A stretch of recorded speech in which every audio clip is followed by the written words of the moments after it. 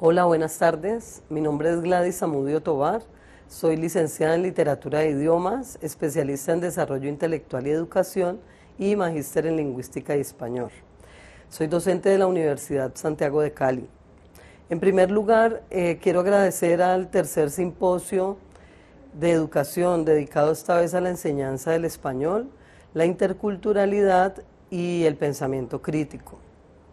Este tema me parece muy apasionante, sobre todo porque estamos hablando del pensamiento crítico, de la enseñanza del español, que siempre se ha concebido como una forma de corregir los textos que escriben nuestros estudiantes.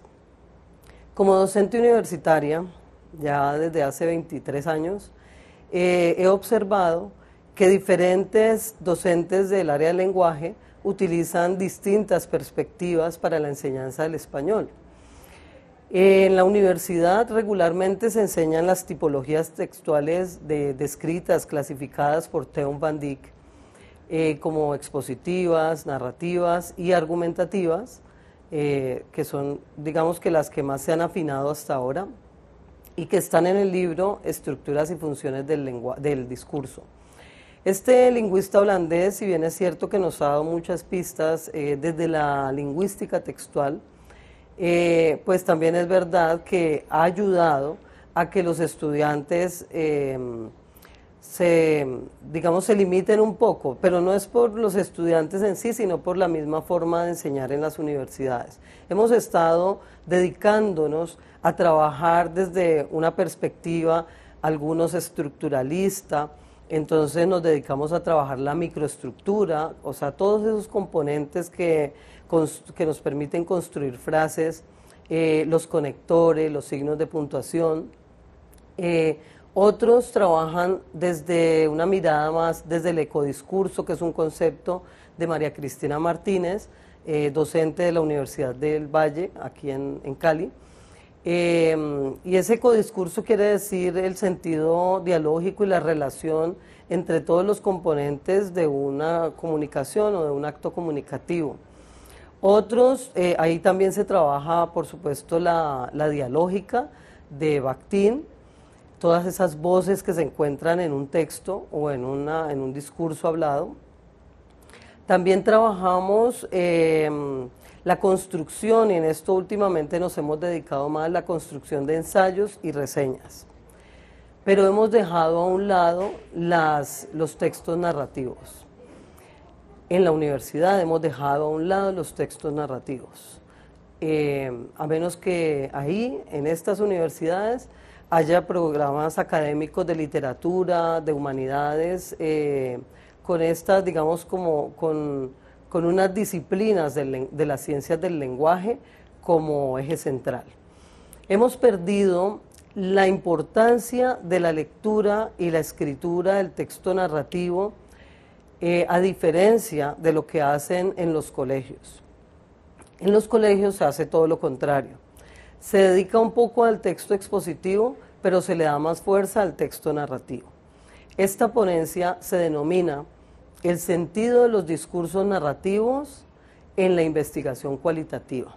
Y es precisamente porque estoy hablando no solamente de la academia, o sea, de esta función sustantiva que es la academia, sino también de la investigación y de la proyección social. Pero me voy a centrar en la investigación cualitativa porque, por fortuna, últimamente se ha validado muchísimo y se le ha dado mucha importancia. Aquí, por ejemplo, nosotros trabajamos a Bolívar, Domingo y Fernández, que son escritores, son investigadores de Barcelona y que nos dieron como nos apoyaron, nos respaldaron, porque ya estábamos haciendo unos ejercicios en el aula que pertenecían a la investigación cualitativa, pero no lo sabíamos. Entonces, cuando encontramos que esas cuestiones de los discursos narrativos también fortalecen los procesos, no solamente de escritura y lectura para los cursos, sino para la investigación, digamos que nos afloja un poco, nos da más flexibilidad y nos permite trabajar de manera más auténtica en la profundización de todos los sistemas de expresión que hay en los actos comunicativos de los que nos valemos para obtener datos en la investigación cualitativa. Esta investigación cualitativa, denominada por Trigos 2003, o por Jacqueline Hurtado, o por Tojar Hurtado, por ellos, cualquiera de ellos, nos va a decir que esta investigación cualitativa lo que hace es aprovechar esos datos que arrojan las personas cuando conversan con nosotros, o aprovechar esos textos informales que escriben, o esos gráficos que Hill nos denomina como biogramas. Hill, 2001, nos menciona 3 tipos de instrumentos, de técnicas que podemos trabajar en la investigación cualitativa y que son de corte narrativo. Se trata del relato narrativo, se trata de la historia de vida y del biograma. El primero dice que es un relato que se presenta de una manera muy natural, simplemente cuando estamos conversando con otra persona y nos está narrando su historia, algo que le sucedió. El segundo tiene un poquito más de limitación, que es la historia de vida, y esta está centrada en una temática específica. Y el tercero, el biograma, es mucho más rico y este exige una lectura semiótica, exige comprender los signos gestuales, los signos kinésicos, proxémicos, pero también otros signos como unos símbolos. Por ejemplo, cuando le pedimos a una comunidad o a unos integrantes de una comunidad, les pedimos que nos representen con un símbolo, con un dibujo, con una canción, con una expresión corporal, una situación determinada, que es la problemática que estamos estudiando, es la identificación de algunas percepciones o de algunas sensaciones con respecto a un problema. En ese momento nosotros tenemos que fortalecer, no solamente para los estudiantes, nosotros como profesores también tenemos que fortalecer la lectura de esos discursos narrativos.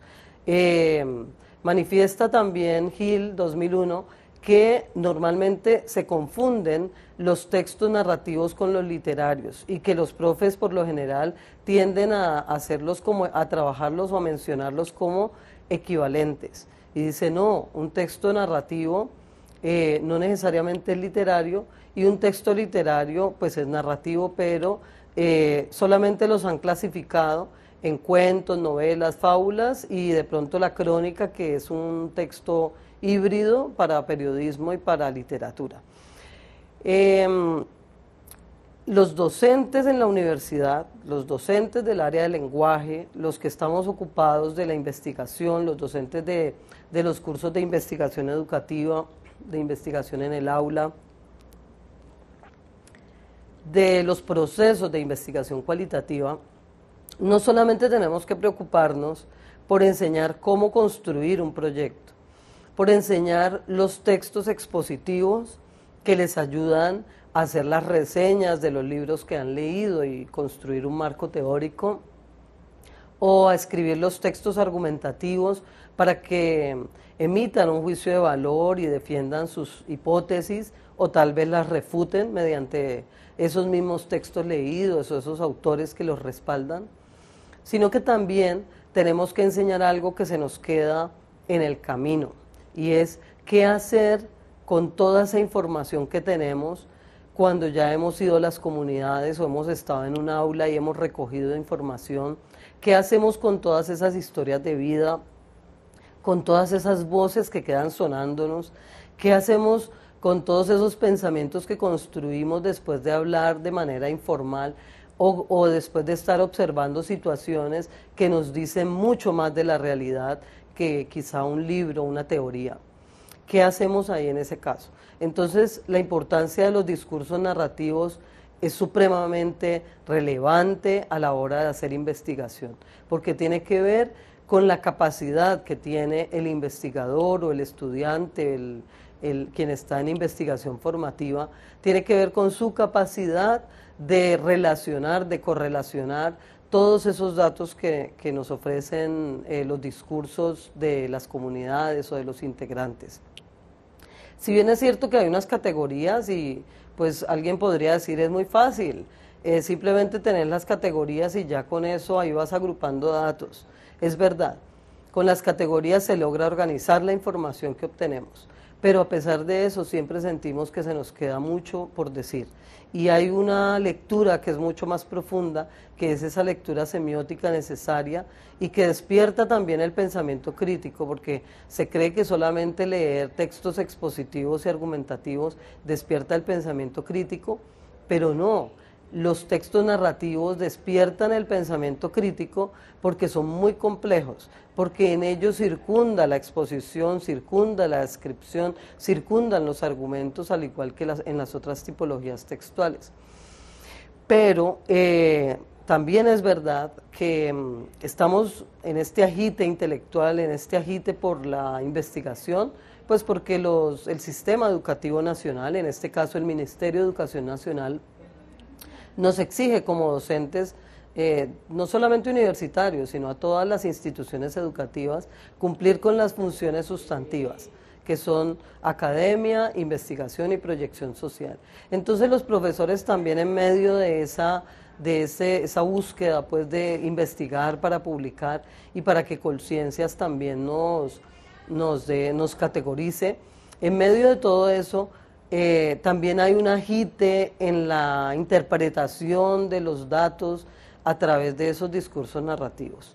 Los discursos narrativos de los que estamos hablando acá, pues son los diarios de campo, los testimonios, los relatos de vida. Los discursos narrativos son las conversaciones que tenemos con las personas, conversaciones informales,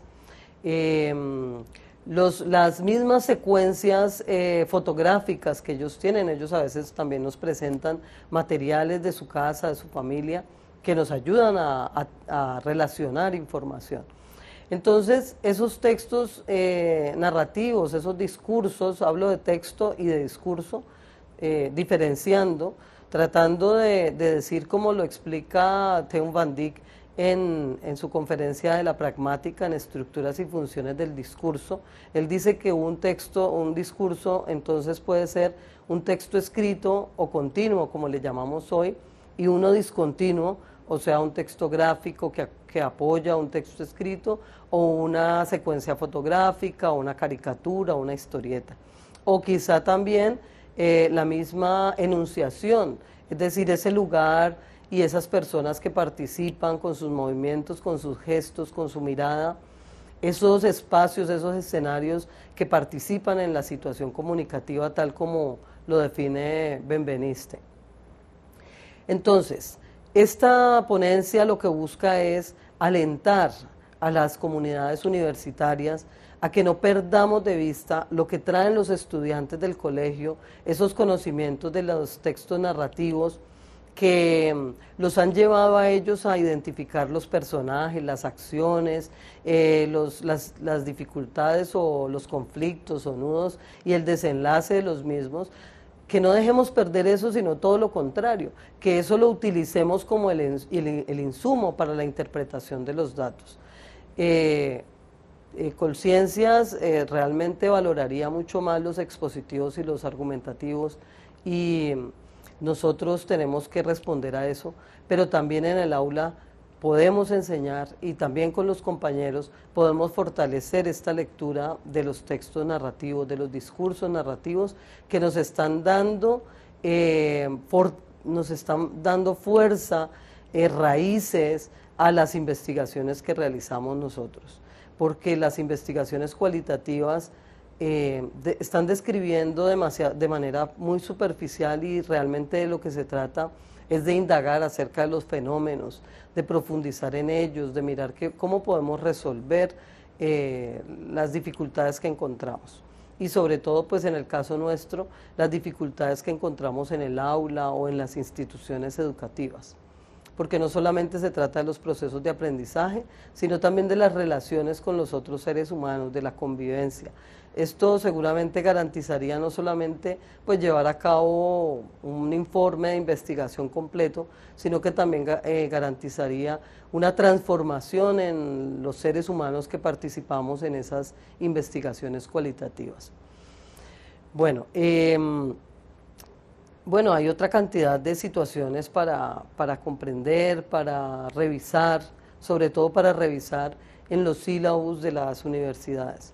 Nosotros estamos trabajando en Cali, en Colombia, estamos trabajando con unos conceptos universales, con unos conceptos que hemos unificado a través de las redes de investigación con otras universidades. Es decir, ninguna universidad está proponiendo unos contenidos, sino que estamos mirando qué es lo que necesitan los estudiantes, y esta ponencia pues lo que busca es llamar la atención un poco acerca de pensar que también en los textos narrativos no solo encontramos el placer de la lectura y la literatura, que también entra ahí, sino que lo trascendamos hacia un ámbito investigativo. Bueno, hay una cantidad de bibliografía en el artículo que escribí, donde pues amplío un poco más toda esta situación que les estoy exponiendo. Muchas gracias, de nuevo agradezco al simposio por haberme invitado. Desde la ciudad de Cali, hasta pronto, nos volvemos a ver en otro evento. Gracias.